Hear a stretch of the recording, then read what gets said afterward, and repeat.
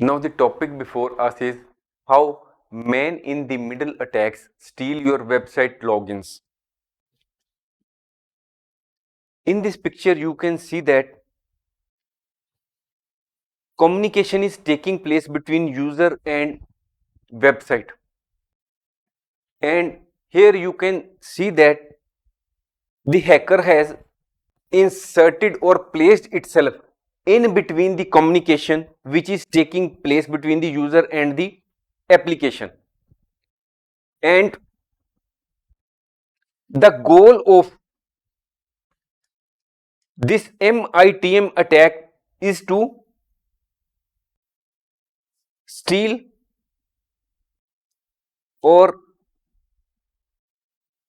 manipulate the data which is being exchanged between two parties.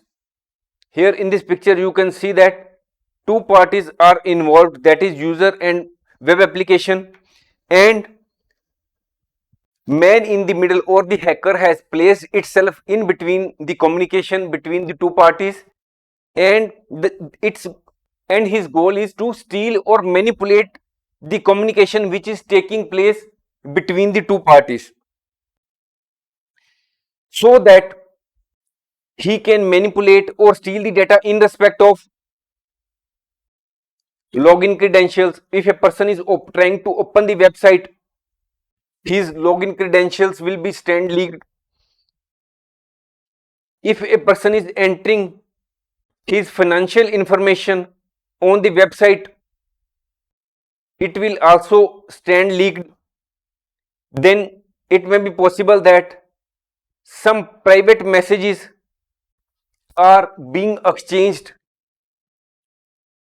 Then it may be possible that the hacker may either steal these private messages or make some alteration to these messages, or the hacker may change the login credentials, it may change the passwords in between, or it may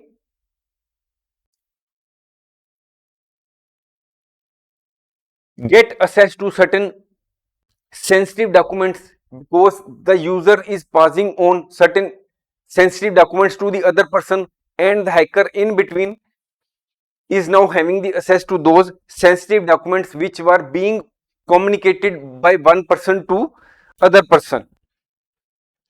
So information which has been obtained due to these MITM attacks can be used for many purposes, such as identity theft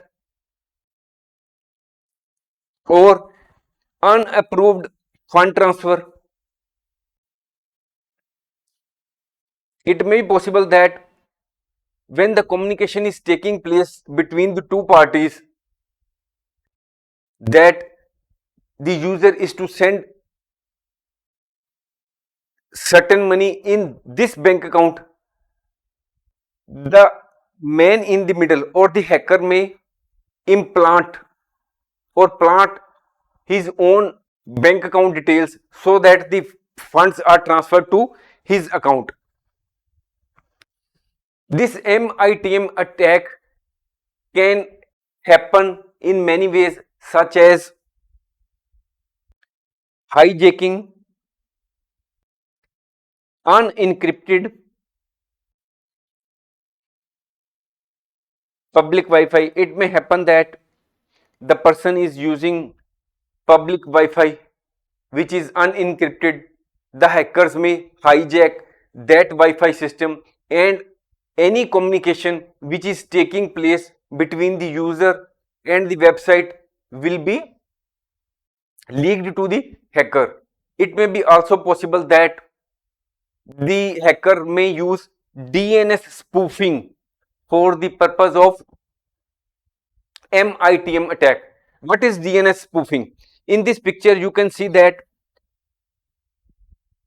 client is trying to open a website. What happens? The hacker has injected fake DNS entry. What it means?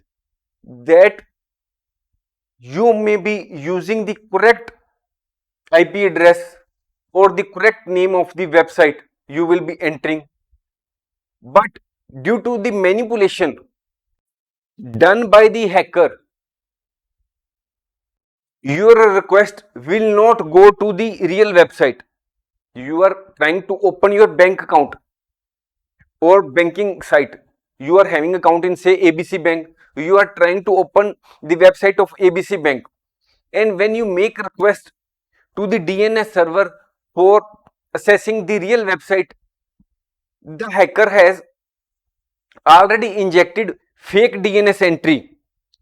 That is, the DNS server is controlled by the hacker, and though you are using the correct IP address, you are mentioning the correct name of the bank, all your request will to take you to the fake website, and the purpose of this DNS spoofing is to steal your login credentials. When you are trying to access your bank and you land in the fake website, you will not get to know that this is the fake website, and when you will enter your login credentials, username, password, this information will stand leaked, or your this information will be in the hands of the hacker. By understanding the common methods which are being used by the hackers in MITM attacks, you can take protective steps to protect your website. So, to protect our website, we must avoid using public Wi-Fi for sensitive transactions. We must not use. If we are to exchange any sensitive information, we should never use public Wi-Fi. If we are visiting any website, we should see that it is having HTTPS and a padlock sign. We should not visit any website, or our website should not start with HTTP, because HTTP sites are not safe.